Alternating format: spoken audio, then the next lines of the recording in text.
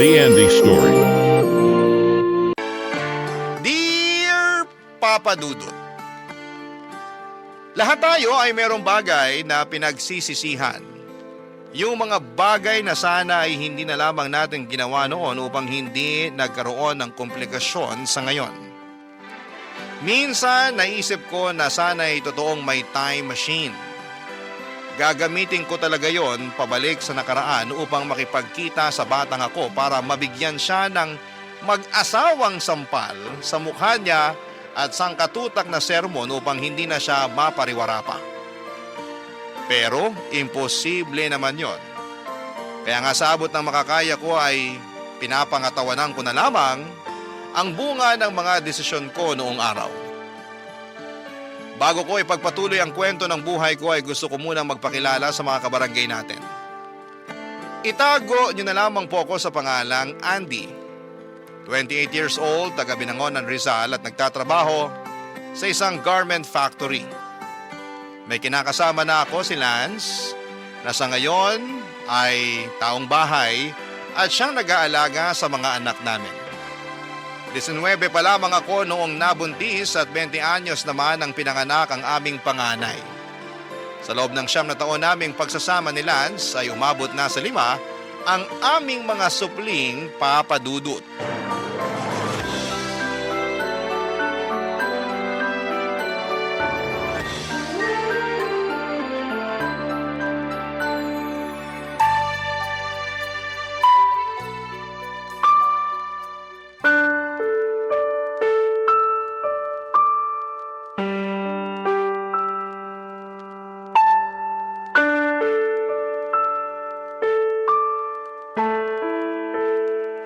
Lance, bakit naman may sugat sa nguso yung bunso natin? Wala ba man lang munang good morning, mahal? Kasabay nitong mainit-init kong kape at pandesal?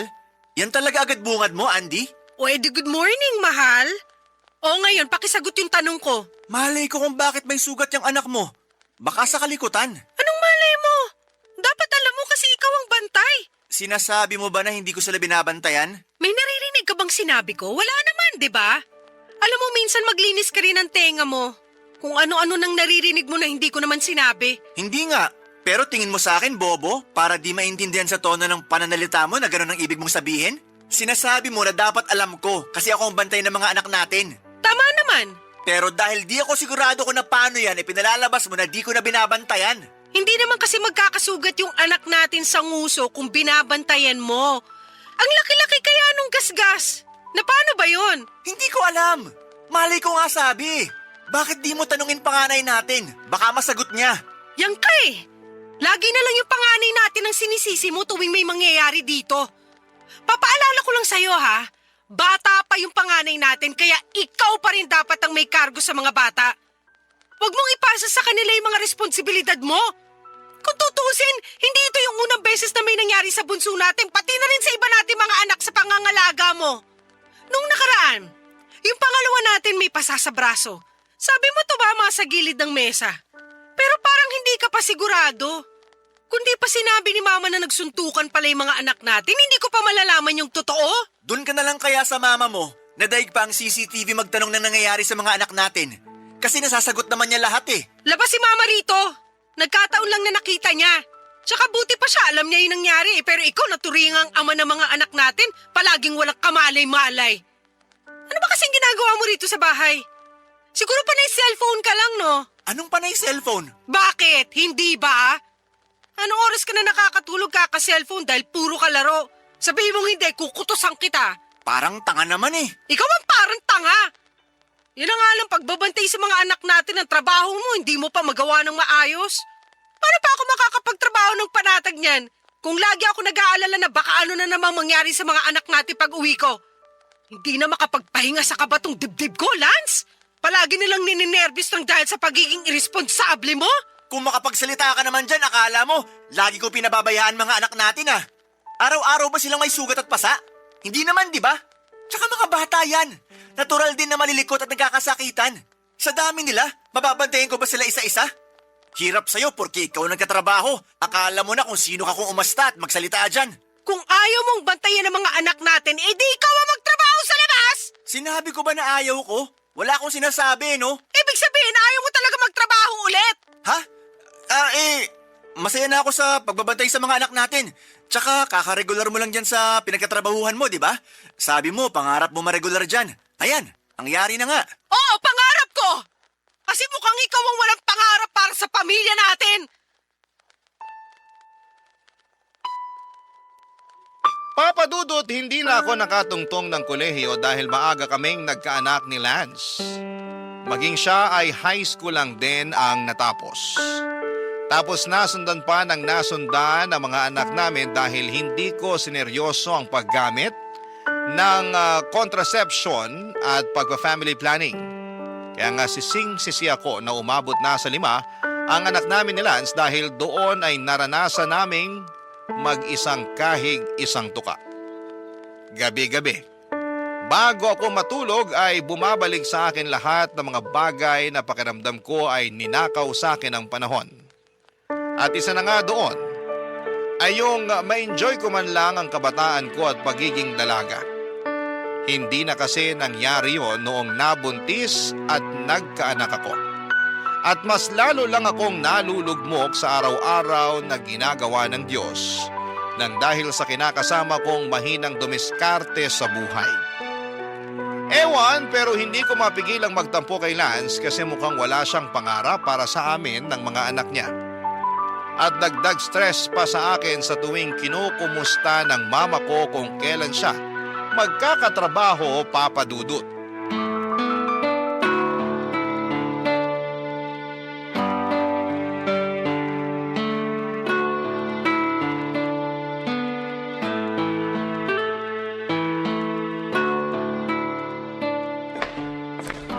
Nak, ginabi ka na naman sa pag-uwi Oo nga po eh.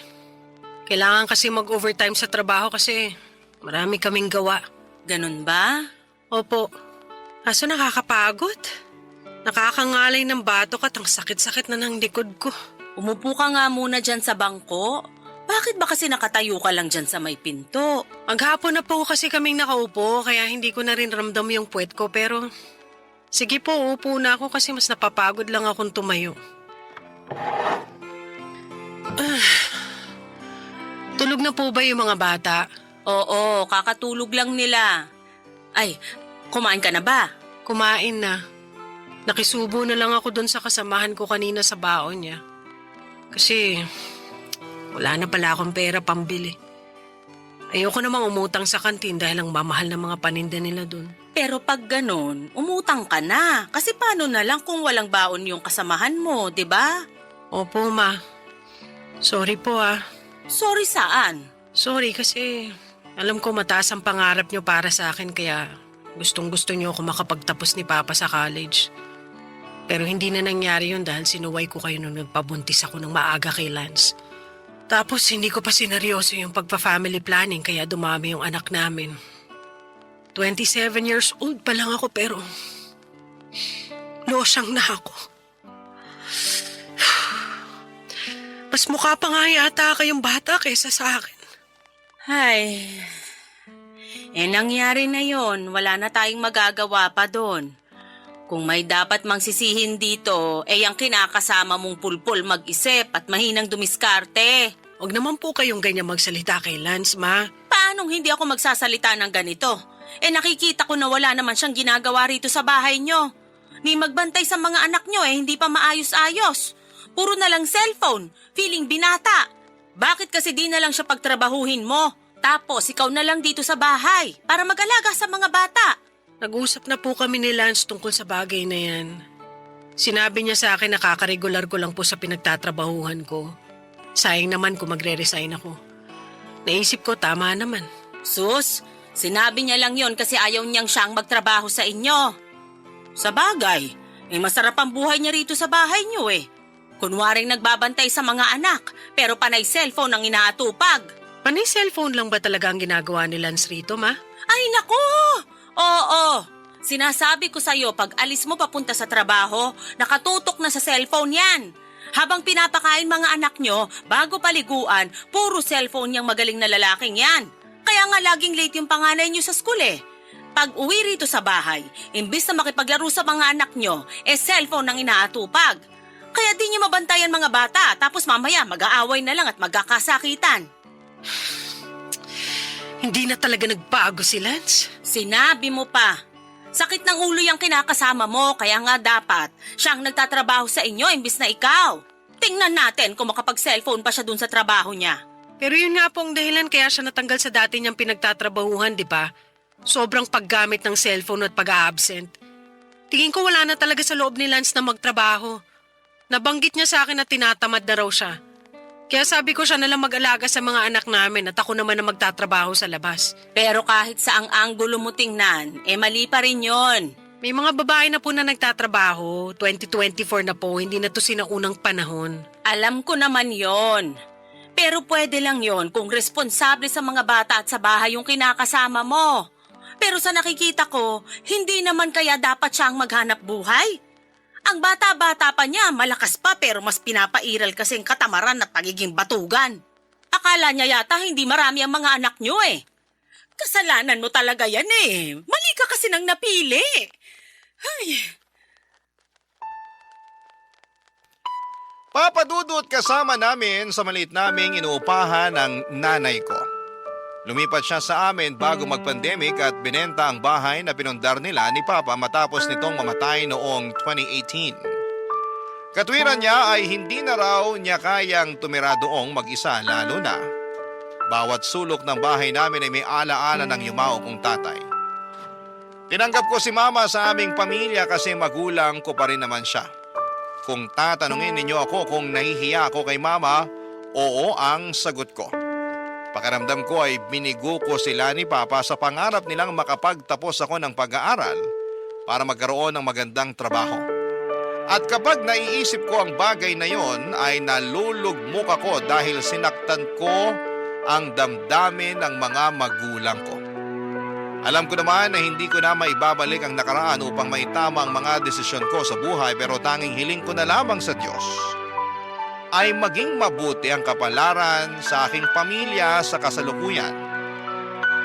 At papadudot, lagi kaming may mapagkakakitaan nang sa ganoon ay hindi naman kami sumala, lalo na sa pagkain namin sa pang-araw-araw. Barangay Love Stories. Barangay Love Stories. Papadudot ako lang ang nagtatrabaho sa amin at walang araw na hindi ako nahirapang pagkasyahin ang kinikita ko para sa pagkain namin. Bills at iba pang mga gastusin lalo na kapag nagkakasakit ang mga anak namin ni Lance. Sa totoo lang ay malimit akong umiyak at matulala dahil kulang na kulang talaga ang budget namin sa pang-araw-araw. Tapos ay dagdagan pa ng mga away namin ni Lance na sobrang nagpapasakit sa aking ulo at kalooban. Malapit ko na tuloy pagsisihan na siya ang kinasama ko sa buong buhay ko lalo na at mukhang wala talaga siyang maayos na direksyon para sa amin. Simula kasi nang natanggal siya sa trabaho noong 2023 ay tinamad na siyang maghanap pa. Hindi ko alam kung mas na-enjoy na niya ang pag-aalaga sa mga anak namin o sadyang hinayaan na lang niya ako ang bumuhat sa aming pamilya. Ewan, hindi talaga ako masaya sa relasyon namin pero hindi ko naman siya mahiwalayan dahil merong kaming mga anak, papadudot.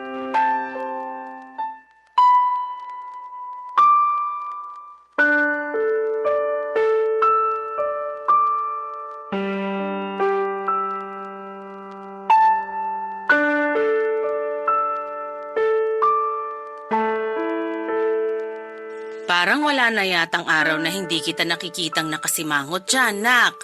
Sorry ma, hindi ko lang po mapigilang malungkot. Huhulaan ko. Tungkol na naman yan sa kinakasama mo, no? Opo, nag-away kasi kami kanina eh. Tungkol saan? Sa mga labahan. Ayaw niya kasi akong tulungan magbanlaw kasi may usapan daw sila ng mga kaibigan niya na magbabasketball. Ngayon na nga lang daw siya makakalabas tapos paglalabahin ko pa raw siya. Ay, talaga naman. Ikaw nga ngayon lang ang day off mo. Tapos maglalaba ka pa ng mga damit nyo? Dapat nga siyang gumawa niya para may ambag naman siya sa inyong dalawa. Sinabi ko naman po sa kanya pero hindi na raw niya may sisingit yung paglalaba. Kasi 5 bata ang binabantayan niya. Napapagod din po siya kaya maawa naman daw ako sa kanya. Wow! Maawa sa kanya? Eh siya, naawa sa'yo? Inuna pa talaga nung ungas na yun yung pakikipag-basketball kaysa tulungan ka? Eh kung tutusin, gabundok lang naman yung labahin yun ang dahil sa mga damit niya? Meron din naman pong damit namin ng mga bata. Ay, nako. Ewan ko na lang talaga dyan sa kinakasama mo. Kaya nga po hindi ko mapigilang malungkot. Nakakalungkot nga, pero labahan lang yan. Kung ayaw kang tulungan ng Lance na yun, pwede mo na namang laban na lang mag-isa. Kahit mabagal, kahit matagal kang matapos, basta kumilos ka na para naman mabawasan na yung trabaho mo. Sobra naman po kayo. Akala ko sasabihin niyo magpahinga ako, wag na muna maglaba. Pwede mo namang gawin yan. Pero kayo rin naman ang mamomroblema ng susutin nyo. Lalo na't mga dugyot pa naman yung mga anak mo. Maya't maya kailangan magpalit ng damit. Saka anong sobra ko? Minomotivate lang kita para umpisahan na ang paglalaba kaysa magmukmuk ka dyan sa kalungkutan. Wala na po ba akong karapatang malungkot? Meron, pero kumpara naman sa lungkot na nararamdaman ko, walang-wala yung kalungkutan mo. Ano pong sinabi niyo? Malungkot din ako, Andy. Baka lang hindi mo natatanong. Pagkagising ko kanina, parang ayokong magkikilos. Gusto ko na lang humiga ng humiga hanggang makatulog ako. Pero dahil tirik na tirik ang araw sa labas at ang iingay ng mga anak nyo, hindi na ako nakabalik sa pagtulog. Kaya kahit malungkot ako noon at naiirita na rin, bumangon na ako para maligo. Pero hindi naman naalis ng malamig na tubig yung kalungkutang nararamdaman ko. At kahit na nakapagkape na ako, malungkot pa rin ako. Tapos nakita pa kitang nakasimangot dyan na akala mo'y pinagsakluban ng langit at lupa yung pagmumukha mo. Bakit naman po kayo malungkot? Siyempre, naalala ko papa mo. Iniisip ko kung kamusta na siya o kung iniisip din ba niya tayo. Miss na miss ko na siya, anak. Matagal na pong patay si Papa. Andun na tayo.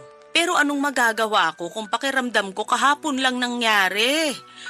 Nahihirapan akong umusad sa buhay kasi alam mo naman na sanggang dikit talaga kami ng papa mo nung nabubuhay pa siya. Ay, nakakainis lang isipin kung bakit kailangan pa niya magkasakit at mamatay ng maaga. Hindi ko na po alam ang sagot dyan, Ma. Kasi kahit na anumang sabihin ko, hindi kayo naniniwala. May sarili kayong paniniwala eh. Totoo naman na unfair ang Diyos kasi kinuha niya sa atin ang papa mo Pero nangyari na yun. At matagal na rin patay si Papa. Sigurado kung nakikita at naririnig niya lang kayo ngayon, hindi niya magugustuhan na nagkakaganyan kayo. Ewan ko. Pero kung totoo ngang nakikita at naririnig niya ako ngayon, sana magpakita siya sa akin. Sabik na akong makita siya at marinig ang boses niya. Imbes na gumaan ang loob ko sa pag-uusap namin yon ni Mama ay mas bumigat pa ang pakiramdam ko, Papa Dudut.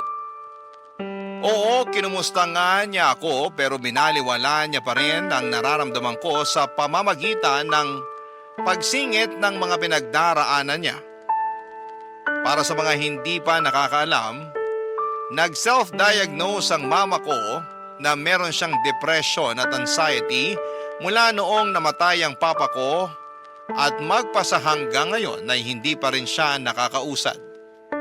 Sinubukan ko naman siyang unawain dahil nagluluksa rin naman ako sa pagkamatay ng papa ko pero napilitan na lamang akong umusa dahil sa mga anak namin ni Lance. Para kasing kung isasama ko pa ang pagluluksa kong yon, ay hindi ako makakapag-focus sa trabaho at sa buhay namin ang kinakasama ko kaya pilit ko na lamang sinantabi ang bagay na yon.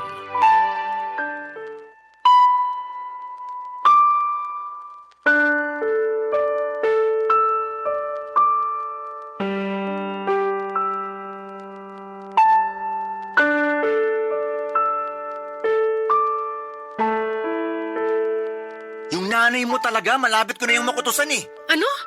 Bakit mo kukutusan ng nanay ko? Para magtanda at malaman niya lugar niya sa pamamahay na to.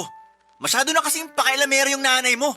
Di na ako natutuwa sa kanya. Hindi pa rin sapat na dahilan yun para pagsalitaan mo siya ng ganyan. At bakit hindi? Pamamahay naman natin to. Alam ko naman yun. Baka lang kasi nakalimutan mo na siya ang nakikitira sa atin. Kaya dapat siya ang makisama sa atin. Kaya lang hindi Masyado nagmamarunong. Akala mo naman kung sino. Ano ba kasing nangyari? Bakit ganyan kainit ang ulo mo? Yung nanay mo kasing takles Sinermonan lang naman ako kasi di ko raw inaayos pagbabantay sa mga anak natin. Na puro lang daw ako laro sa cellphone ko. Tapos ikaw nagkakandakuba sa pagtatrabaho. Kalalaki ko raw na tao, batugan ako. Dapat ako raw ang nagtatrabaho sa labas imbis na ikaw na siyang nanay sa pamilya natin. Sinabihan pa akong chismoso nung isang beses na nakita niya ako nakikipagkwentuhan sa barkada ko. Tama ba yun? Tingin ko may punto naman ang mga sinabi sa iyo ni Mama. Sa lagay mas kinakampihan mo pa yung mama mo kesa sa akin na kinakasama mo? Hindi naman sa ganun, pero... Pero na rin yun. Hindi nga kasi! Bakit ka ba naninigaw? Kasi masyado kang mainit dyan. Kumalma ka nga muna. Kalmado ako. Pero punong-puno na talaga ako dyan sa nanay mo Hindi na ako natutuwa sa pagiging pakialamera niya. Para tayong may CCTV sa pamamahay natin sa katauhan niya. Pagpasensya mo na lang si Mama. Pagpasensyahan? Tingin mo di ko yan ginawa? Siyempre ginawa ko na yan. Pinagpasensyahan ko na yung nanay mo kasi nanay mo yan. Pumayag nga ako na patirehin natin siya rito sa maliit nating inuupahan, di ba? Wala ka narinig sa akin. Ngayon pa lang ako nagkakaganito kasi sobra na yung nanay mo. Tapos kapag pinatulan ko't na sagot-sagot magtatampo. Daig pa yung balat sibuyas. Magmumukmuk at iiyak sa sulok na akala mo inaping bata. Kaya nga, wag mo na sagutin si Mama kasi alam mo namang mabilis siyang ma-depress, di ba? Sus, ma-depress niya mukha niya. Tingin ko pa uso na lang niya yan Kunwari depressed para intindihin natin, pero okay naman pala. Nung nakaraan, nakita ko yan nakikipagtawanan sa kapitbahay natin Yun ba yung depressed? Tapos maya-maya maglulungkot-lungkutan. Pinaglololo ko na lang tayo ng nanay mo Kung pinaglololo ko man niya tayo, konsensya na niya yon. Tsaka wala rin naman tayo magagawa kung sakaling ang depressed siya o pinipeke lang niya. Ang akin lang, wag ka na sana masyado magpa-apekto sa mga sinabi sa'yo ni Mama. O baka naman kaya ganyan kakaapektado kasi alam mong totoo yung mga sinabi niya. Ano ba naman yan, Andy? Imbis na gumaan loob ko sa'yo, lalo pang bumigat kasi mas kinakampihan mo pa mama mo. Baka nakakalimutan mong akong kinakasama mo rito. Hindi ko nakakalimutan yun. Pero pareho lang kayo ni Mama kung umasta At paano kami naging magkapareho? Nagtanong ka pa talaga ano pa nga ba? Pareho kayo masakit sa ulo at mahirap intindihin. Nakakabuisit kayo. Akong napapagod sa inyo Kung meron mga nakakabwisit dito, ang mama mo na yan. Buti pa, paalisin mo na nga siya rito. Ha? At saan ko naman papupuntahin si Mama pag pinaalis natin siya rito? Ewan ko. Dami-dami na nating problema. Sa akin mo pa itatanong ang bagay na yan? Malamang ikaw nakaisip Pesteng buhay naman to Papa Dudut, hindi ko masisisi si Lance kung magalit siya sa mama dahil totoo naman lahat ng hinaing niya rito. May pagkapakialamera talaga si mama kahit ako na anak niya ay nakakarinig din sa kanya ng kung ano-ano. Hindi rin sila magkasundo ng kinakasama ko dahil galit sa kanya ang mama ko kasi maaga raw niya akong binuntis at inanakan pa ng marami. Kaya lalong nalugmok ang buhay ko at pamumuhay namin. At lumala pa nga ang iringan at parinigan nila dahil magkakasama kami sa iisang bubong. Pero ang isa pang problema ko ay yung hindi rin masyadong kasundo ni mama ang mga anak namin. Kahit na pinakikisamahan naman niya ang mga apo niya, ay maraming beses ko pa rin naaabutan na sinusungitan ni mama ang mga bata. Mabilis kasi siyang mapikon lalo na kapag maingay ang mga anak namin. Tantrums man o nagkakatuwaan lamang sila. Ang gusto kasi ni mama kapag malungkot siya at miserable ang nararamdaman niya, ay maging malungkot at miserable din kami na katulad niya. Barangay Love Stories. Barangay Love Stories. Papa Dudut, 43 years old pa lamang ang mama ko nang nabiyuda siya matapos mawala ang tatay namin. Simula noon ay hindi na siya bumalik sa pagtatrabaho. Noon ay may pinapasukan siyang opisina kung saan magkatrabaho sila ni Papa bago ito nawala. Pagkatapos niyang mag-resign ay nagmukmuk na lamang siya sa bahay namin hanggang sa naisipan niya itong ibenta. May kakaunti silang savings ng papa ko na naubos lang niya sa sugal at ang katwiran niya ay gusto lang naman niyang maglibang.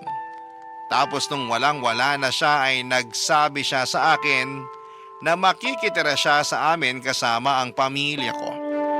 Dahil sanay ako na siya ay lagi kong kasama, ay hindi ko siya natiis. Pumayag ako na tumira siya sa amin pero pakiramdam ko ay kargo namin siya ni Lance dahilan para lalong bumigat ang pagdadala namin ng buhay. Malakas pa naman si mama pero ayaw na niyang magtrabaho kasi nalulugmok siya sa pagkawala ng papa ko. Madalas daw niya kasing maalala si papa kaya naiiyak na lamang siyang bigla. Ang ending, lagi siyang nagmumukmok sa bahay. At kahit na ilang taon na ang lumipas ay apektado pa rin siya sa mga nangyari. Isang araw ay nagtangka ang nanay ko na tapusin ang buhay niya sa pamamagitan ng paglalaslas ng pulso. Buti na lamang at nakita siya ni Lance kaya hindi pa ganoong kalalim ang sugat at mabilis namin siyang naipagamot, Papa Dudut.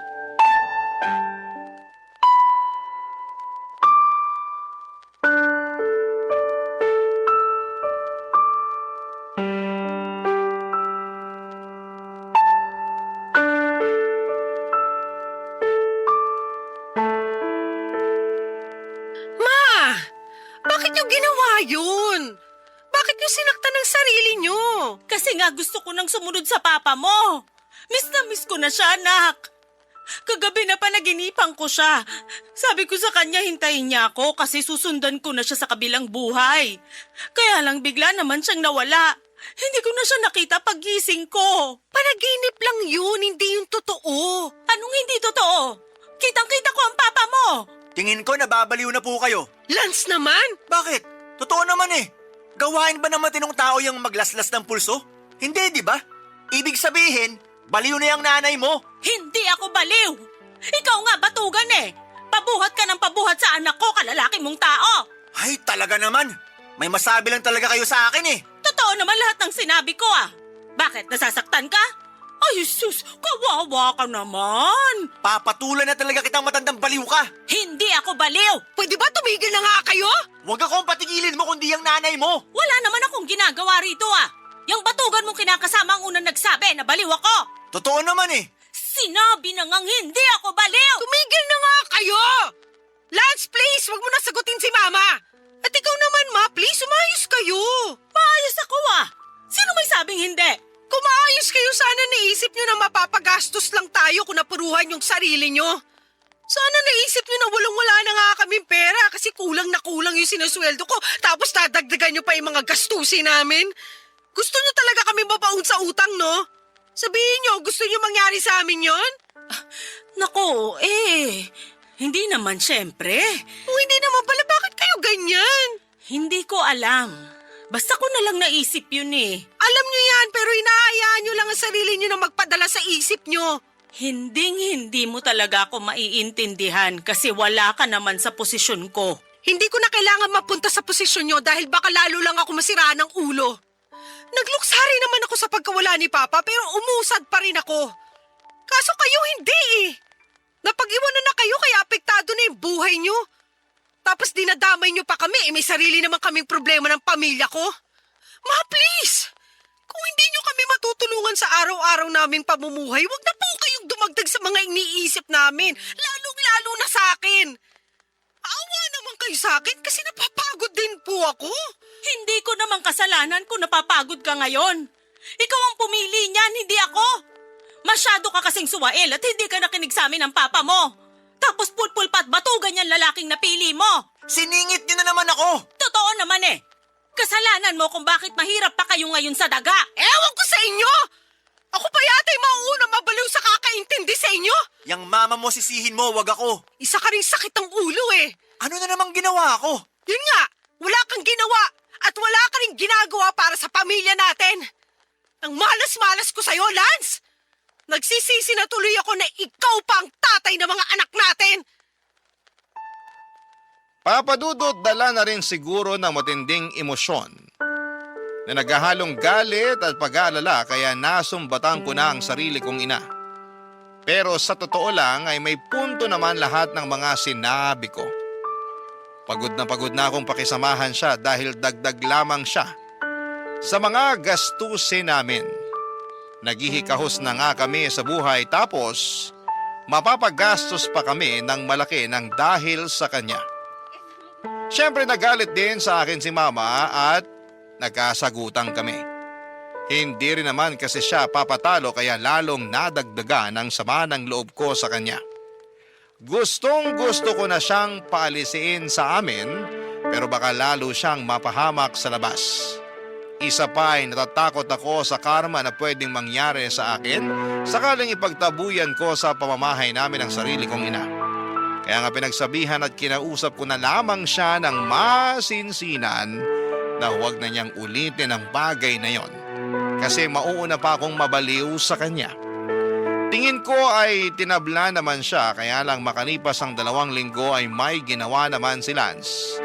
Dahilan para malapit na akong masiraan ng ulo, Papa Dudut.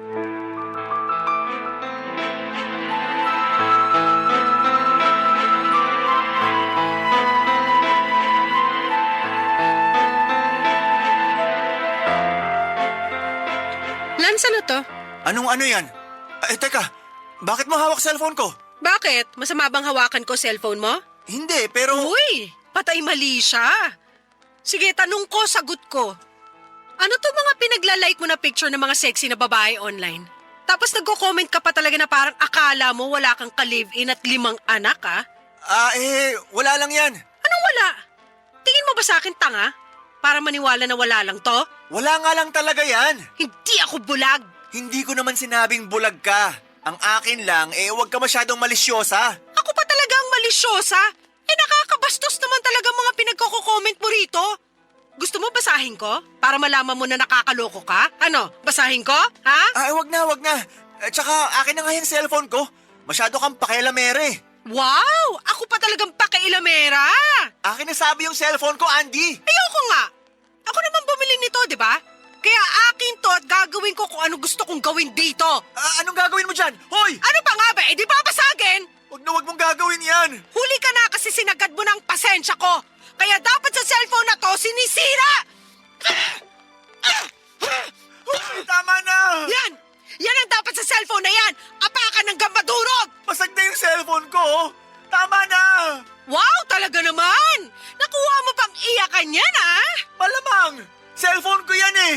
Cellphone mo nga, pero ako naman ang bumili. Kung makapagsalita ka, akala mo kung sino ka ha? At bakit? Hindi ba? Kasi ipapaalala ko lang sa'yo na ako lang naman na nagtatrabaho at kumikita ng pera sa pamamahay na to. Ako ang bumibili ng pagkain natin, nagbabayad ng bills at kung ano-ano pang gastusin natin. May ambag din naman ako, di ba? May ambag ka? Ano? Anong ambag mo? Yung pagbabantay mo sa mga anak natin? Hindi mo nga inaayos dahil panay ka cellphone? O ngayon, wala niyang pesting cellphone na yan. Siguro naman matututukan mo na yung mga anak natin, di ba? Inaalagaan ko naman ang mabuti mga anak natin. Masyado ka lang nagpapaniwala sa mga sinasabi sa'yo ng mama mong baliw. Huwag mo nang idamay si mama rito dahil lalo lang sumasakit ang ulo ko. Alam mo, Lance, wag mo talaga akong lolokohin at ipagpapalit sa iba. Dahil napakakapal naman ang mukha mo pag ginawa mo yun. Wala ka na nga trabaho tapos mambababae ka pa? Aba, kung ganun lang din ang gagawin mo, mabuti pang lumayas ka na sa pamamahay natin. Ha? Saan naman ako pupunta kung palalayasin mo ko? Hindi ko alam. Bahala ka sa buhay mo. Kaya nga umayos ka kasi sinasabi ko talaga sa'yo. Hindi ako magdadalawang isip na paalisin kang lintik ka. Wala namang ganyanan, mahal. Alam mo namang hindi ko magagawa sa'yo yun eh. Di ako mambababae. Siguraduhin mo lang talaga kasi may kalalagyan ka sa akin. Oo naman. Siguradong sigurado ako. Buti na yung nagkakaintindihan tayo dahil ayoko namang umabot tayo sa puntong hayaan ko na lang na mawalan ng tatay ang mga anak natin. Kesa naman sumakit lang lalong ulo ko sa'yo. Kaya ayusin mo kasi pagod na ako. Maawa naman kayo sa akin ni Mama. Ang hirap niyong dalin eh. Kaunti na lang talaga. Malapit na akong maglakad ng hubot-hubad sa kalsada kasi nasisiraan na ako ng ulo ng dahil sa inyo. Papa Dudut, hindi ko alam kung tinablan sila sa mga sinabi ko pero nakita ko namang nagbago ang reaksyon ng mukha niya. Tapos ay naging malumanay ang boses niya at kasunod noon ang walang humpay niyang panunuyo sa akin. Kahit papaano ay humupa na ang galit ko pero masama pa rin ang loob ko sa kinakasama ko at hindi ko nga siya pinansin noon, sa halip ay nakipaglaro ako sa mga anak namin. Pero hindi nagtagal ay nagkabati rin naman kami. Hindi ko na talaga alam ang gagawin ko. Malapit na akong mabaliw nang dahil sa pamilya ko. Hirap na ako magtrabaho dahil hindi ako nakakapag-focus. Pakiramdam ko ay para akong punong kahoy na mabubuwal anumang sandali. Sa kasalukuyan, ako pa rin na naghahanap buhay sa amin. Kasama pa rin namin si Mama sa bahay. At paminsan-minsan ay nalulugmok at nalulungkot pa rin siya. Pero buti na lang dahil may pinagkakaabalahan na siya. Gaya ng pagtitinda niya ng almusal sa tapat ng bahay namin tuwing umaga hanggang tanghali. Dalangin ko na sana lang ay magtuloy-tuloy na kasi kahit paano'y nakakatulong din naman ang maliit niyang kita sa amin ang pamilya ko. At pangarap ko na mapatignan ng mama ko sa eksperto sakaling may sapat na kaming pera para matulungan siya sa kanyang depresyon. Hanggang dito na lamang po ang sulat ko, Papa Dudut. Maraming salamat po sakaling mapili po ninyong i-ere sa inyong programang Barangay Love Stories.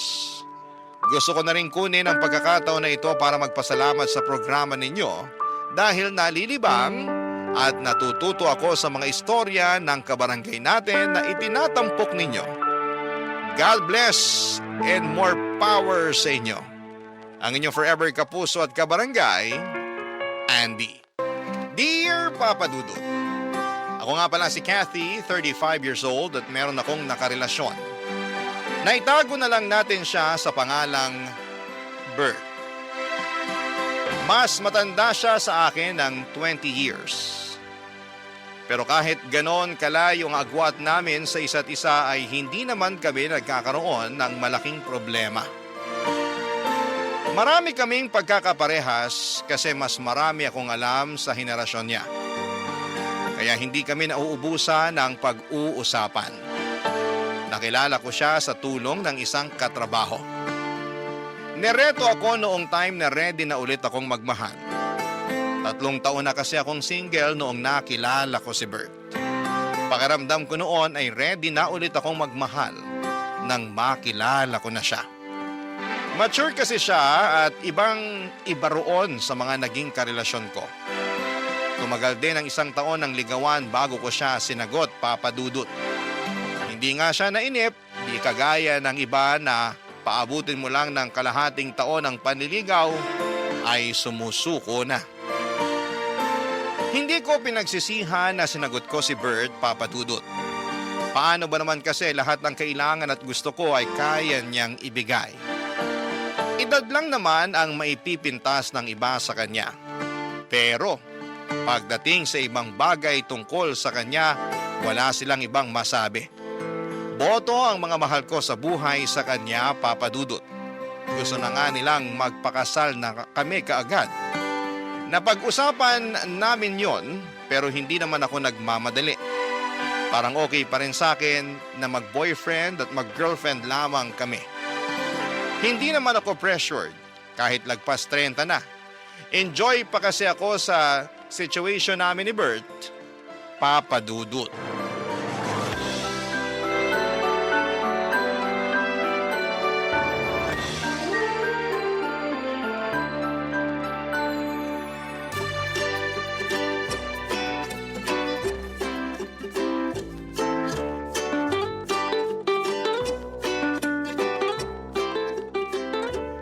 Saan tayo sa day off ko? Ikaw ba? Gusto mo mag-out of town? Huwag muna, naghihingalo pa ang wallet ko eh. Ako naman ang gagastos. Ay naku, ayoko masanay sa ganyan ha. Baka mamaya isipin ng ibang tao eh, pineperahan lang kita. Alam ko namang hindi mo ako pineperahan. Gusto ko lang din na nakakapag-provide ako sa'yo. Nakakakilig naman yan. Alam mo, yan pa naman yung harap ng mga babae. Good provider. Sana all na lang talagang sasabihin ng ibang tao sa atin. So, payag ka na sa out of town. Siguro wag nga muna. Nakakatamad din kasing bumiyahe. Ano palang gusto mong gawin natin? Siguro ayos na sa akin yung lambingan habang nanonood ng TV sa kondo ko. Baka sitahin mo na naman ako kapag nakatulugan kong panonood ng TV. Naku, sanay na ako sa'yo, no? Bawasan mo kasi yung rice at saka salt intake mo para hindi ka kagad antukin. Wala na sa kinakain ko yan. Nasa edad ko na talaga. Pagkakapihin na lang kita ng 1 litro para siguradong walang tulugan. Kawawa naman ang puso ko niyan. Alam mo naman na mahina na ang puso ko dahil sa edad ko. Alam mo, lagi mo nalang nirarason ang edad mo, ha? Sinasabi ko lang ang totoo. Kailangan ko rin mag-ingat. Kailangan mo talagang mag-ingat dahil dapat mahaba pa ang panahon na magkasama tayo. Ayoko mabiyuda ng maaga, ha? Kaya nga, healthy living na ako para sa'yo eh. Ikaw kaya ang inspirasyon ko kaya gusto ko magpabata ulit. Hindi mo na kailangan magpabata. Mahal ko na ang matandang version mo. Aray, sinampal na naman ako ng realidad. Alam mo, kahit may senior citizen ID ka na, tanggap at mahal pa rin kita. Basta kahit sino ka pa. Kahit sino ako? Kahit ano pa ang nakaraan ko? Past is past, sabi nga nila, di ba? Speaking of past, Uy, kinakabahan naman ako dyan. Huwag mo sabihing may asawa ka pa pala, ha? yan naman ang wala. Alam mo namang matagal na kaming anal ng dati kong asawa, hindi ba? O so ano nga yung past na sinasabi mo? Tungkol sa anak ko. Ha? May anak ka na? Oo, Joy Joy ang pangalan niya. Nag-iisa lang. Anak ko sa una. Bakit ngayon mo lang sinabi sa akin? Baka kasi busted din mo kapag nalaman mong may anak na ako eh. Ang babaw naman ang tingin mo sa akin. Tanggap ko naman kung una pa lang sinabi mo nang may anak ka na. Wala na rin naman ako magagawa kasi nabuo na yung batang yun bago pa ako dumating sa buhay mo. Hindi na siya bata. Ilang taon na? 30 years old na siya. Wow, mas matanda lang ako ng 5 taon. Oo, pero minsan isip bata yun kaya parang na rin siya mas bata sa'yo ng 20 years. Ano ba to? Halos magka-batch na kami ng anak mo Hindi naman mahalaga ang edad, hindi ba? Baka kasi dahil hindi nagkakalayo ang edad namin, alam mo na, ayawan niya ako. Open-minded si Joy Joy. Hindi problema sa kanya ang edad mo. Nakwento na kita sa kanya noon pa man. Hindi mo siya kumontra. Sa katunayan, gusto ko nga niyang makilala. Kinabigla ko talaga yung pag-amin sa akin ni Bert na may anak na siya na halos kaedad ko na. Napansin niyang hindi ako komportable noon kaya inassure niya na magiging okay ang una naming pagkikita ng anak niyang si Joy Joy. Nagpakwento na ako sa kanya tungkol sa ugali ni Joy Joy, Papa Dudut. Sinabi niyang liberated ang anak niya, bukas ang isipan nito sa maraming bagay. Kung ano raw ang magpapasaya kay Bert, ay sosuportahan daw yon ni Joy Joy. Papa's girl daw kasi si Joy Joy. Palibasa noong baby pa lamang ito ay si Bert na lagi ang kasama niya. Nag-ibang bansa kasi ang nanay ni Joy Joy after nitong mga anak. Kaya na-develop yung bonding nilang mag-ama. Kahit nung time na nagkahiwalay na si Bert at ang asawa niya ay hindi nagbago ang koneksyon ng mag-ama, Papa Dudut. Kahit tuwing weekends na lamang daw sila magkita pero madalas pa rin silang nagkukumustahan, salamat na lamang sa social media. Marami pa akong nalaman tungkol kay Joy Joy. Dahil doon ay napanatag na rin ako kahit papaano. Baka naman makakasundo ko si Joy Joy, lalo't hindi naman nalalayo ang edad namin sa isa't isa. Marami rin kaming pwedeng pag-usapan. Naisip ko nga rin baka pwede na rin kaming maging magkaibigan. Weird yon kung iisipin, pero para sa akin ay maganda nga yun para mas lalo akong mapalapit kay Bert. Alam kong mahal na mahal ni Bert si Joy Joy. Base pa lang kung paano kumislap ang mga mata ng nobyo ko kapag pinag-uusapan namin ang anak niya. Alam kong wala na siyang ibang hihilingin pa kapag nagkasundo kami ni Joy Joy. Kaya naman pinaghandaan ko na ang unang pagkikita namin ni Joy Joy. Kabado man pero kinaya ko yon para sa relasyon namin ni Bert, Papa Dudut.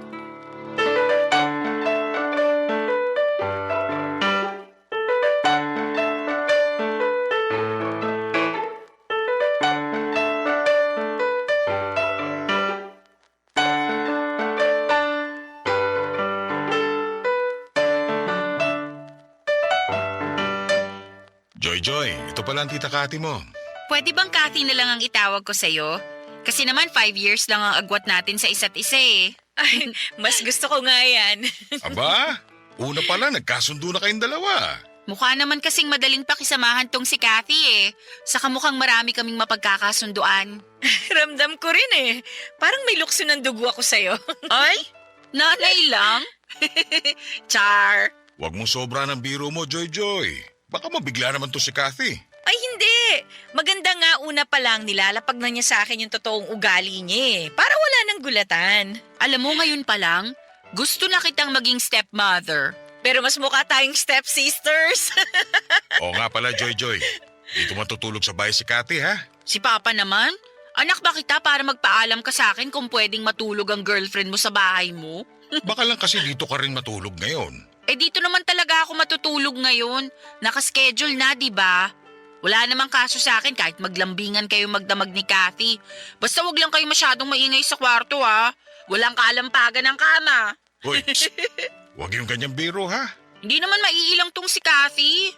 Ako ang naiilang eh. Eh di sorry. Sorry Kathy ha kung nabibigla ka sa bunganga ko. Sana masanay ka na. Ganito lang talaga ako makipag-usap kay Papa para lang kaming magkaedad. Naku, okay lang yun. Parehas lang tayo. Parang kaedad ko lang din ng tatay ko kapag kinakausap ko siya. Eh, nagkikiss din ba kayo ng tatay mo? Kiss? Oo, bumibeso ako sa kanya pag nagkikita kami. Ha? Beso lang? Para naman kayong magkaibigan lang? Eh, paano pala dapat? Pa, beso lang yung sa kanila oh. Bakit tayo kiss sa lips? Kiss sa lips? Oo. Yun ang nakasanayan namin mula nung baby pa siya. Love language namin yun. Ah, nung bata pa lang si Joy. Mula pagkabata niya hanggang ngayon. Hanggang ngayon? Consistent kami ni Papa dyan. Joke to, no? Anong joke? Sampulan nga natin pa. Okay na. Hindi na kailangan patunayan yung joke nyo. Natatawa na ako. Bahala ka. Pa, alis muna ako. Tumatawag yung best friend ko. Gala lang kami sa mall. Balik ako mamayang dinner. Agahan mo, ha? Sumabay ka sa amin ni Kathy mag-dinner. Sure. Bye, Kathy. Bye, Pa. Pakis nga ako. Lambot naman ang lips ng dalaga ko. O ingat ka, ha? Update mo kami ni Kathy, ha? Ang inakala kong biro ay totoo pala. Nakita ko kung paanong naglapat ang mga labi ni Bert at Joy. Naghalikan talaga sila sa harapan ko at hindi ako nakapagsalita kaagad, Papa Dudut. Inoobserbahan ko kung nagbibiro pa rin sila pero mukhang hindi na. Seryosong kumaway na paalis si Joy habang si Bert naman ay nagtungo muna sa kusina para i-check kung ano ang pwede niyang iluto para sa dinner naming tatlo. Naiwan naman ako sa sala at takang-taka kung bakit may gumagawa pa ng ganon. Masyado lang ba akong malisyosa at normal ba na sa edad ni Joy na yon ay hinahalikan pa siya sa labi ng sarili niyang ama? Ako lang ba ang hindi komportable sa sitwasyon na nakikita ko? Kailangan ko bang sanayin ang sarili ko sa nakasanayan nilang mag-ama? Hindi namin napag-usapan ni Bert ang tungkol sa halik na yon. Parang ako pang nahiya sa nakita ko at hindi ko naman pinahalata sa kanya na nabigla ako sa naging halikan nilang mag-ama. Pagkabalik ni Joy ay nakita ko naman silang naghalikang muli sa labi. Isang malaking pasanin sa akin na ipakita na okay lamang ako sa nakasanayan nilang gawin. Bakit sila ganon? Hindi naman ako conservative na babae pero alam ko kung ano yung limitasyon. Close din naman kami ng tatay ko pero hanggang beso lang ang pupwede. Kina Bert at Joy kailangan talagang magdikit ang mga labi nila ng matagal. Naintindihan ko kung musmos pa lamang si Joy pero dalaga na siya. Halos kaedad ko na nga siya. Hindi ba dapat may boundaries na rin silang mag-ama pagdating sa bagay na yon, Papa Dudut? Barangay Love Stories. Barangay Love Stories. Papa Dudut, marami pa akong napapansin sa kanila mag-ama habang tumatagal na nakakasama ko sila. Sobrang komportable nila sa isa't isa na wala na silang pakialam kung komportable pa ba ang iba kapag nakikita sila. Meron nga noong magkasama kaming kumain sa isang restaurant. Silang dalawang mag-ama ang magkatabi. Inakala ng lahat na sila ang magkarelasyon at kaibigan lamang ako ni Joy Joy. Paano ba naman kasi iba ang dikitan nila sa isa't isa? Iba rin ang yakapan na akala mo ay magkarelasyong sabik sa bawat isa. Panay din ang halikan nila sa labi kahit anumang oras nila piliin. Doon ako hindi nakatitig ng mabuti, Papa Dudut. Samantalang kami ni Bert bihira lamang kung maghalikan sa labi. Hindi rin kami gaanong naglalambingan at nagyayakapan. Pero silang mag-ama kayang-kaya po nila. Minsan gusto ko nang sabihin sa kanila na hindi ako komportable kaya lang nauuna lagi yung takot ko na baka ma-misunderstand nila ang pinanggagalingan ko. Hanggat maaari ay ayoko namang magkaroon kami ng hindi pagkakaunawaan ni Bert. Saka napapalapit na rin kasi kami ni Joy sa isa't isa. Ayoko ring masira ang nasimula naming samahan. Ang hirap pa namang ibalik ang magandang samahan kapag nagkalamat na.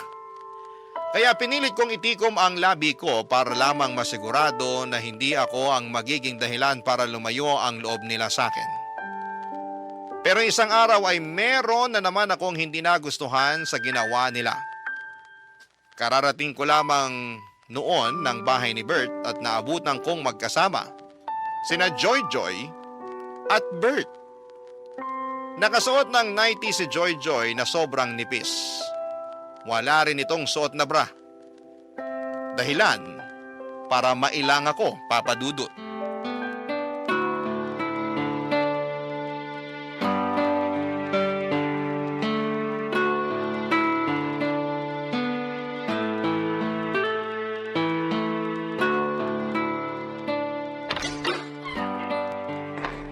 Bert? Kathy, late ka na dumating ha. Sorry na traffic kasi ako eh. Kanina ka pa namin hinihintay, Kathy. May nirekomenda kasi akong movie kay Papa. Tara, panoorin na natin. Okay, sige. Joy Joy, Ano yun?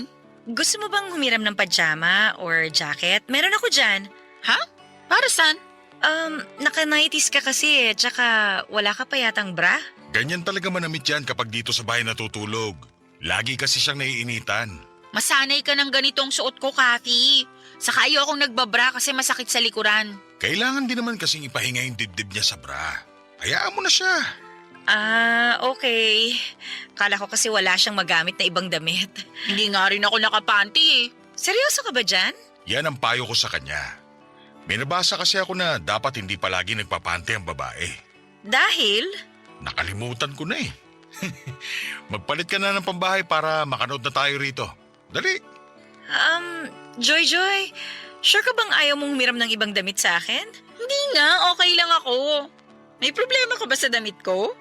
Baka lang kasi kabagin ka. Baka hindi ka komportable. Ito na ang pinaka-komportableng damit ko. Kung pwede nga lang tong gamitin sa mall eh. Baka pinangrampa ko na talaga. Huwag ka na mag-alala sa sote, Joy Joy. Asikasuhin mo na lang ang sarili mo para makanood na tayo. True. Saka, Kathy, okay lang ba kung kami ni Papa ang magtabi habang nanunood? Kasi maingay kami pag nanunood eh. Baka maistorbo ka. Ayos lang naman. Madikit lang kasi itong si Joy Joy sa akin kapag nanonood ng TV. Lalo kapag sa sinihan at horror pa ang pinapanood. Naku, iba ang dikit nito sa akin. Kumakandong pa nga ako kay Papa kasi lagi ako natatakot eh. Kumakando? Nakasanayan na naming dalawa yun. Kumakandong siya sa akin lalo kapag nangangalay na yung likuran niya. Lagi kasi sumasakit ang likod nitong dalaga ko eh. Kumakandong kahit ganyan ang suot niya? Oo, wala namang masama. Nakadamit naman si Papa ng maayos. Pero ikaw... Alam mo ikaw, mukhang may problema ka sa suot ko. Huwag mo na nga akong plastikin, sabihin mo na. Medyo nabigla lang kasi ako. Hindi kasi ako sanay makakita nung, alam mo na, nung babaeng naka-nighties. Medyo conservative kasi ako eh. Ikaw? Conservative? Hindi ka naman ganun eh. Ganun ako, no? Baka hindi lang halata. O sige na nga, naniniwala na ako. Papa, Ano yun anak? sumasakit na naman yung likod ko. Kakandong ka na? Opo, please.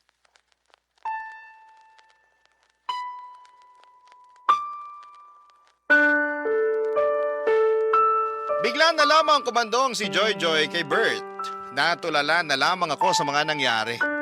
Nagmadali akong pumunta sa kwarto hindi para magbihis kundi para magpakalma ng sarili ko. Naiinis ako sa ginagawa nila pero mas naiinis ako dahil wala naman akong magawa. Para pigilan sila, Papa Dudut. Parang ang helpless ko sa sitwasyon na yon. Gustuhin ko mang magsalita, natatakot ako dahil baka ma-offend ko sila. Noong sinubukan ko nga na magpasimple pero kamuntik nang magalit itong si Joy Joy. Doon ako natakot, Papa Dudut. Lalo na noong parang kinampihan ni Bert ang anak niya. Sino ang magiging kakampi ko kung ganon? Wala akong maisip na mapagsabihan ang sitwasyon ko. Papa Dudut, natatakot ako na baka may magsabi sa akin na masyado lamang akong malisyosa. Baka ako lang ang nakakakita ng hindi maganda sa mga nangyayari. Baka nga kailangan ko ring mag-adjust. Sa pagdaan pa ng mga araw ay sinubukan kong sanayin ang sarili ko sa mga nakikita ko sa kanila. Kapag hindi ko na kinaya ay pumipikit na lamang ako o di naman kaya ay gagawa ako ng dahilan para makaiwas sa kanila. Napapadalas pa naman ang punta ni Joy Joy sa bahay ni Bert. Natuwa na raw kasi siya sa akin kaya gusto niyang makasama kami lagi ng papa niya. Kung alam lang niya na hindi kami parehas ng nararamdaman. Lagi na lang akong naiilang sa tuwing andon siya. Lagi akong kinakabahan na may makikita pa akong sobra sa ginagawa nila. At hindi nga ako nagkamali, Papa Dudut. Nagkatotoo nga ang aking iniisip. Isang gabi, sinurpresa ko si Bert para sa monthsary namin. Sinabi ko sa kanya noong una na hindi ako makakapunta sa bahay niya pero pupunta pa rin ako. May dala akong cake at regalo para sa kanya. Pero isang malaking sorpresa para sa kanya ay hindi pala kundi ako pala ang masosorpresa sa mga makikita ko.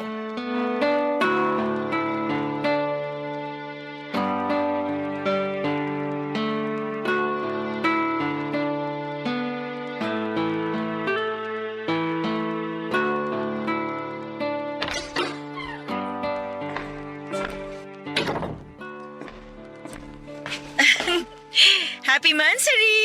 Kathy, akala ko hindi ka pupunta. Gusto kitang sorpresahin eh. Happy Mansary! Ikaw talaga. Sana nagsabi ka. Di hindi na yung surprise. Bumili pala ako ng cake at saka... Kathy! Sabi ni Papa hindi ka raw pupunta rito sa bahay. Kasi bala ko lang naman siyang sorpresahin kaya nagpanggap akong hindi pupunta. Mukha namang na-surprise si Papa. Maski na ako. Kahit ako na sorpresa sa'yo eh. Bakit ka naman na-sorpresa? Palagi naman akong andito sa bahay ni Papa. Nasurpresa ako sa suot mo. Ha? May mali ba sa suot ko? Wala namang problema. Nakapanty at bra lang kasi siya. Sabi ko naman sa'yo, mabilis mainitan at pagpawisan to si Joy Joy. May aircon naman, di ba? Hindi effective yan sa akin. Di ba, Papa? Kahit combo pa ng electric fan at aircon, may initan pa rin niyang si Joy Joy. Tingnan mo sa susunod para maniwala ka. Buti nga naabutan mo pa akong nakabra ngayon eh. Madalas kasi. Hindi siya nagbabra? Ba't pa ba ako nagtaka? Uy, may dala kang cake! Ano flavor to, Kathy? Mocha. Uy, paborito ko to. Pa, subuan mo ko ha. Sige, ikaw pa ba? Kuha ka na rin ng platito at panghiwa. Teka, punta na ako ng kusina. Bert, kailangan nating mag-usap. Para saan? Kain muna tayo. Hindi na ako kakain. Sa inyo na lang ni Joy Joy ang cake na to. May problema ba? Hindi ba halata? Ano bang problema? Kayo ng anak mo. Hindi mo ba nakikita kung gaano kasagwa yung mga ginagawa nyo? Anong masagwa? Excited na akong lantakan tong cake. Papa, kandungin mo ko please. Masakit na naman tong likod ko eh. Teka lang muna, Joy Joy ha. Nag-uusap pa kami ni Kathy. Wala na tayong dapat pag-usapan. Pakinggan nyo kung paano kayo mag-usap ng anak mo para maintindihan mo kung bakit ako ganito. Teka, ano bang nangyayari? Pumunta lang ako ng kusina tas nag-aaway na kayo bigla? Ikaw, Joy Joy, kasali ka sa problema. Bakit ba kasi ganyan ka manamit sa tuwing nandito ka sa bahay ng papa mo? Kasi bahay naman to ni Papa ko at isusuot ko kung anong gusto ko. Dalaga ka na! 30 ka na! Ilugar mo naman ang pananamit mo. Hindi pwedeng naka-brat panty ka lang tapos kakandong ka sa tatay mo. Ano yun? Tapos lagi kayo naghahalikan sa labi? Malisyosa lang ba ako o mali na yung ginagawa nyo? Malisyosa ka lang. Walang mali sa ginagawa namin ng anak ko. Ito na ang nakasanayan namin bago ka pa dumating. Huwag naman sanang marumi ang isip mo, Kathy. Gusto pa naman kita para kay Papa. Thank you na lang, pero hindi ko na kaya tong ginagawa nyo. Sa inyo na tong cake. Mag-enjoy kayong kumain habang magkakandong. Sa sobrang inis ko ay nagmadali na akong umalis. Nanginginig ako naglakad palabas ng bahay. Hinabol ako kaagad ni Bert at pinigilan niya akong umalis at gusto niya akong kausapin. Sinubukan ko naman siyang pakinggan pero nilalabanan pa rin niya na wala silang ginagawang masama ni Joy Joy. Doon ako napundi. Nag-book na ako kaagad ng masasakyan para makaalis na. Sinabi ko sa kanya bago ako sumakay ng sasakyan na mag-cool off muna kaming dalawa. Gusto kong mag-isip-isip kung tama pa ba na makipagrelasyon sa kanya dahil hindi ako komportable sa kanila ng anak niya. Wala naman na siyang nagawa kung hindi ang pumayag. Hinayaan na rin niya akong makaalis. Sa loob ng sasakyan ay doon ko ipinagpatuloy ang pag-iyak. Nang makauwi ako ng bahay ay hindi pa rin natapos ang sama ng loob ko. Nagkulong ako sa kwarto para umiyak ng umiyak. Pagkatapos noon ay nakatanggap ako ng text mula kay Bert. Sinasabi niya sa akin na bibigyan niya ako ng space. Umaasa pa rin daw siya na magkakaayos kami dahil mahal niya ako. Hindi raw niya kayang mawala ako. Lumambot ang puso ko sa sinabi niya. Kaya naman sinubukan ko siyang kausapin para ipaunawa ang maling napapansin ko sa kanilang mag-ama. Pero tulad ng dati, sarado pa rin ang isip niya tungkol doon. Kaya wala akong nagawa kundi ang itigil ang pag-uusap namin at sinimulan ko nang iwasan silang mag-ama habang pinag-iisipan kung tama pa ba na magstay ako sa buhay niya. Papa Dudut. Barangay Love Stories. Barangay Love Stories. Sa pagdaan ng mga araw ay hindi na nga muling nagparamdam sa akin si Bert. Nirespeto niya ang kagustuhan ko na makapag-isa muna. Pero nami-miss ko siya. Hindi siya matanggal sa isipan ko at in love talaga ako kay Bert. Pero hindi ko naman pwedeng gamitin ang pagmamahal na yon para lamang magstay kung hindi naman ako komportable sa nangyayari sa relasyon namin.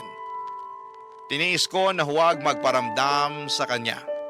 Kahit panayang check ko kung nag-message na ba siya o kung nag-like man lang ba siya ng status ko. Napadalas nga ang pag-post ko sa Facebook para lamang makita kung magre-react pa rin siya pero bigo ako noon. Kahit i-view ang my day ko ay wala pa rin. Kaya ang ginawa ko na lamang ay dine-activate ko na lamang ang Facebook ko para wala akong makita tungkol sa kanya. Nagpaka-busy na lamang ako sa trabaho para makalimutan siya. Pero hindi naging effective. Kapag busy ako sa trabaho ay mas lalo ko siyang naiisip.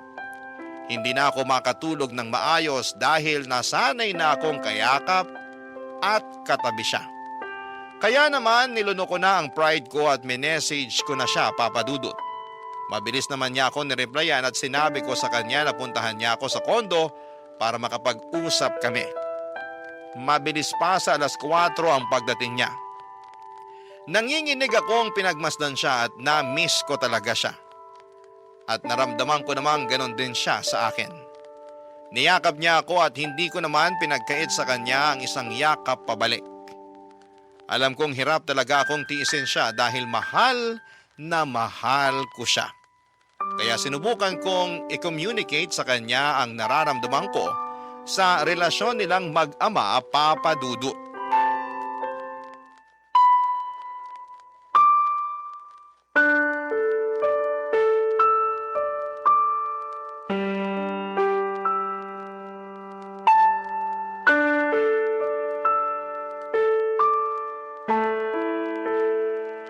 Namiss talaga kita. Mabutit naisipan mo nang makipag-usap sa akin. Namiss mo ba ako? Namiss kita, pero Pwede kayang wag na tayong mag-away. Okay na sana to. hindi na tayo mag-aaway basta mapag-usapan lang natin yung tungkol sa inyo ni Joy Joy. Baka mas lalo lang tayong magkagulo eh. Pwede bang kalimutan na lang natin yun? Hindi ko pwedeng kalimutan yon. Sana pala, hindi mo na lang ako pinapunta rito. Kung hindi ka pa pala okay tungkol doon. Kaya nga kita pinapunta dito para maging okay na tayo. Kailangan lang nating pag-usapang dalawa yon para matapos na. Masyado lang kasing marumi ang isip mo. Hindi marumi ang isip ko. Kahit sinong iharap mo, ganun din ang mararamdaman. Nakakailang. Hindi komportabling tingnan. Ganun lang kami ng anak ko. Kasalanan ba namin kung close kami? Masyado kayong close. Wala namang masama ron. Anong gusto mo? Maging cold at pabaya akong ama sa kanya tulad ng iba? Hindi mo kasi maintindihan yung sinasabi ko eh. Sobra kayang laswa yung nakikita ko sa inyong dalawa. Naghahalikan kayo sa labi. Hindi lang tuwing aalis siya o darating ha. Basta kapag masaya kayo o kahit walang ginagawa, bigla na lang kayong maghahalikan. Para kayong magkarelasyon eh. Halik ng isang ama lang yun. Pwede naman sa pisngi na lang o kaya naman sa noo. Kathy naman. Huwag mo rin akong simulan sa pagsusot niya ng brat panty sa bahay mo habang nakakandong sa'yo.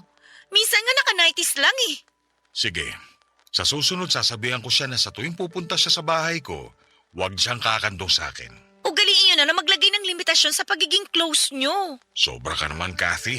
Anak ko yun eh. Nasanay na kami sa ganun. At wala naman kaming nasasaktang ibang tao sa ginagawa namin. Anong tawag mo sa akin? Hindi man ako nasasaktan sa ginagawa niyo pero naiilang talaga ako eh. Hindi ko alam kung bakit hindi mo yun makita. Kasi wala naman ako nakikitang masama. Baka nga nagsiselos ka lang kasi sobrang close kami ni Joy Joy. Baka pakiramdam mo, nawawalan na ako ng oras sa'yo. Ha? Bakit ko naman pagsisilosan ng anak mo? Hindi lang ako komportable sa pinapakita niyo sa akin kapag nakaharap ako sa inyo. Ay, nako. Parang wala namang mananalo sa usapang ito. Ay wala talaga. Hanggat hindi mo nakikita kung ano yung point ko. Bert, sabihin mo nga sa akin, ano pa ba yung madalas niyong ginagawang mag-ama para ipakita yung closeness niyo sa isa't isa? Mga normal na bagay lang. Anong normal na bagay? Tabi kami matulog. Nakapanty at bra na naman ba siya? Sabi ko naman sa'yo, mabilis siyang mainitan eh. Ay naku! Ano pa? Ayoko na magsabi, baka magalit ka na naman. Eh mas magagalit ako kapag hindi ka nagsabi. Ay, sabay kaming maligo. Nang nakahubad kayong pareho? Malamang. May maliligo bang nakapantalon at t-shirt? Papadudot na irita ako sa pamimiloso po ni Bert. Pero wala nang mas nakapagpairita sa akin nang malaman ko kung ano pa ang ginagawa nilang dalawa. Bakit hindi nila makitang mali yung mga nakasanayan nila? Dalaga na ang anak ni Bert pero kung umasta siya akala mo ay sanggol lamang ang anak niya. Halos kilabutan ako sa mga sinabi ni Bert, Papadudot. Kasama mong matulog ang anak mo ng nakahubad? Kasama pang maligo ng nakahubad? Paano sila nagiging bulag sa mga ginagawa nila? Wala bang ibang taong nagsasabi sa kanila na may mali na? Ang dami kong tanong noon pero dahil sa galit ko ay mas pinili ko na lamang na paalisin si Bert. Baka kung ano pa ang maidagdag niya na makapagpawala ng respeto ko sa kanya. Hindi ko na kinaya. Minessage ko siya at sinabing tapos na kaming dalawa, Papadudot. Hindi naman niya ako nireplyan. Mabuti na rin yon para mamatay na yung natitirang pag-asa sa puso ko na magiging maayos pa kaming dalawa. Panayang iyak ko habang nag-move on. Yun marahil ang pinakamasakit na breakup sa akin. Hindi kasi ako ready na magkahiwalay kami ni Bert. Pero kailangan kong gawin dahil hindi ko na kayang tanggapin yung nakikita ko sa kanilang mag-ama. Hindi na siya nagparamdam pa ulit sa paglipas ng buwan. Hanggang isang araw ay nagulat na lamang ako sa isang bisitang dumating sa bahay ko. Si Joy Joy. Kumatok ito sa pinto at nang buksan ko ay nakita ko ang malungkot na mukha ni Joy Joy. Hindi ko alam kung paano siya haharapin. Naiilang ako sa kanya pero gusto kong pakinggan kung ano man ang gusto niyang sabihin, Papadudot.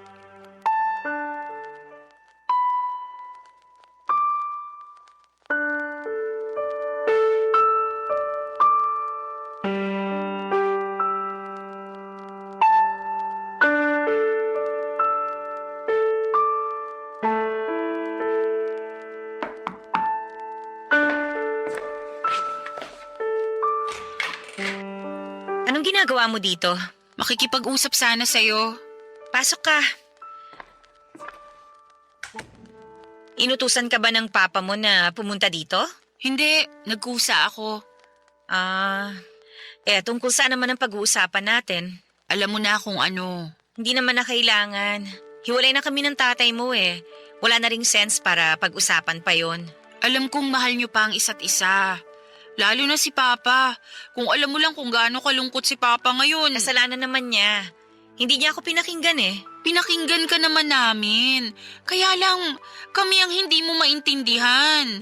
Ako nga tong hindi niyo maintindihan eh. Wala bang nagsasabi sa inyo na nakakailang ang mga ginagawa niyo? Wala naman kaming natatapakang ibang tao. Yung tanong ko ang sagutin mo. Wala bang pumupuna sa ginagawa niyong mag-ama? Meron, pero... So hindi lang pala ako, no? Pero pinaramdam niyo sa akin na ako lang tong malisyosa. Kasi hindi naman big deal sa amin eh. Ewan ko ba sa ibang tao kung bakit hindi sila maging open-minded? Ang hirap maging open-minded sa ginagawa niyo, Joy. Parehas mo rin pala yung mga niligawan at naging ex ni Papa eh. Akala ko pa naman iba ka sa lahat. So marami pala kaming kontra sa ginagawa niyo ng tatay mo. Kasi makikitid ang utak nyo. Ay naku, Joy, makinig ka. Hindi ako kontra sa pagiging malapit niyo sa isa't isa ng tatay mo. Pero sana sa edad mo, dapat alam mo na kung ano yung mga bagay na hindi mo ginagawa kasama siya eh. Hindi ka na pwedeng naka-bra at panty lang habang kumakandong sa kanya. Wala na rin sanang halikan sa labi na maganap. Bumeso ka na lang tulad ng ibang mga anak. Sa ganun ako pinalaki ni Papa eh. Kaya nga sinasabi ko sa'yo na mali ang tatay mo na ipagpatuloy pa kung ano yung ginagawa niyo noon. Kahit yung pagtulog na nakahubad ka, katabi siya. Sinong hindi magtataas ng kilay kapag nalaman nilang ginagawa niyo yung ganon? Parehas mo talaga ang mga ex ni Papa. Pinagseselosan nila ako dahil sobrang close naming dalawa. Hindi na selos yung nararamdaman nila. Namin. Hindi na kami komportable. Ang nanay mo ba, alam ba niya yung ginagawa niyo? Hindi naman siya nagtatanong eh. O subukan mo sabihin sa kanya para magkaalaman na. Baka hindi ka na niya ulit papuntahin sa tatay mo kapag nalaman niya yan. Open-minded ang nanay ko. Kaya alam kong wala lang sa kanya to kapag sinabi ko sa kanya. Okay, sige. Hindi na ako lalaban kasi buhay niyo naman yan eh. At saka, tapos na rin kami ng tatay mo. Good luck na lang sa next na stepmother mo kung payag siya sa mga inaakto niyo. Pero Kathy, ikaw na kasi ang gusto ko para kay Papa. Kahit may hindi tayo pinagkakaunawaan, alam kong ikaw yung dapat para kay Papa. Saka alam kong mahal na mahal ka rin niya. Sa'yo ko lang siya nakitang ganun kasaya eh. O so, anong punto mo? Baka naman pwede mo nang isang tabi yung pagkailang mo sa ginagawa namin ni Papa. Tapos balikan mo na siya. Naaawa na kasi ako sa kanya eh. Please, Kathy.